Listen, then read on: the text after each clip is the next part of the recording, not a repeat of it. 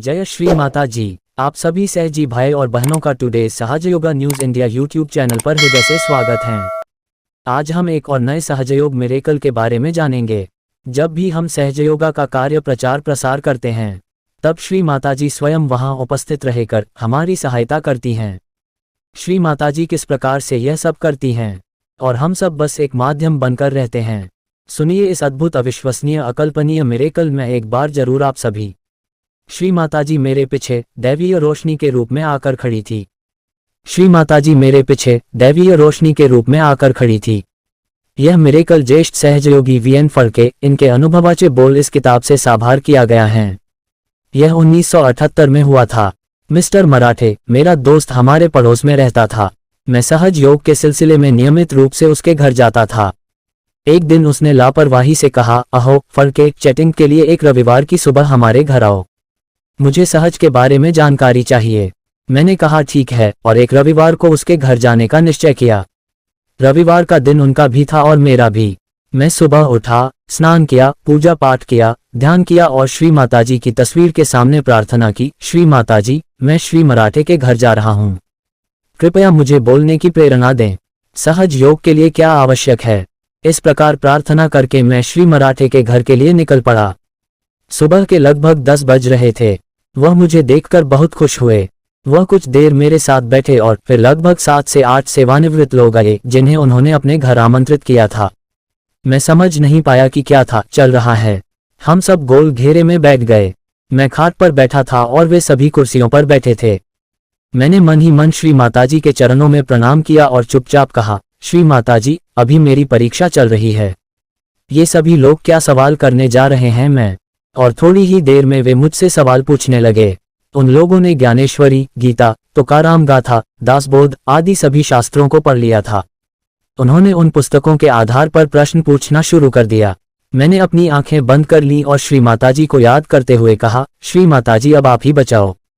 उन्होंने एक के बाद एक सवाल शुरू किया। उनके सवाल के बाद मेरा जवाब था। यह जारी रहा। कुछ देर बाद मेरे मित्र आनंदराव रेड्डी उठे और उन्होंने अपने चारों ओर देखा। उसने पर्दे को इधर उधर खींचने की कोशिश की, फिर उसने खिड़कियों पर लगे शीशे को रगड़ा। मैंने उसे देखना जारी रखा।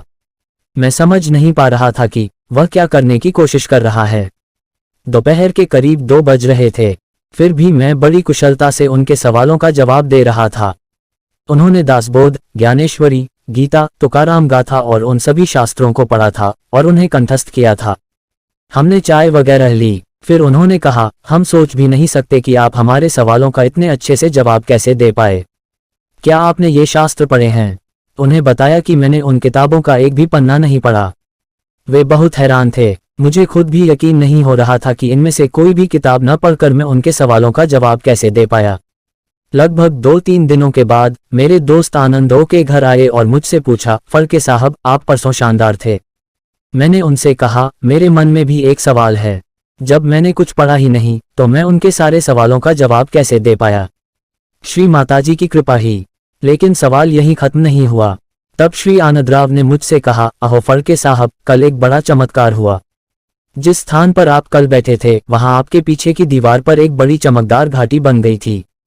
जब आप उनसे बात कर रहे थे तो वहां एक चमकदार घाटी बन गई थी और मैं लगातार उसे देख रहा था और जब आपने बोलना बंद किया तो वह घाटी गायब हो गई। मैंने कांच के शीशे हिला दिए खिड़की पर यह देखने के लिए कि क्या वहां से सूर्य की किरणों का कोई प्रतिबिंब था। बाहर मैंने हाथ भी हिलाकर देखा कि मेरे हाथ की छाया घाटी के प्रकाश पर पड़ती है या नहीं, लेकिन व्यर्थ। मैंने यह भी देखा कि यदि कोई दर्पण की सहायता से प्रकाश को परावर्तित करने का प्रयास कर रहा है तो वह शंका भी निराधार थी। इसके बाद मेरी जिज्ञासा और बढ़ गई, फिर यह क्या हो सकता है। बेहतर है कि इसे स्वयं श्री माताजी से स्पष्ट कर लें। उसके बाद मैं श्री माताजी से मिला और उन्हें सारी घटना बताई। श्री माताजी इस पर हंसी और बोली, मैं वहां उस ज्योतिर्मय घाट के रूप में उपस्थित थी। इस तरह आप सभी प्रेरणा प्राप्त करने में सक्षम थे। यह सुनकर मैं चौंक गया। श्री माताजी ने मुझसे कहा कि क्या असंभव है। आप जिस हद तक निर्विचार अवस्था में हैं, मैं आपके साथ हूं। इस सब से हम सहज योगियों को यह समझना चाहिए कि यदि हम विचारहीन जागरूकता की स्थिति में हैं तो श्री माताजी हमेशा हमारे करीब हैं, चाहे हम कहीं भी हों। जय श्री माताजी।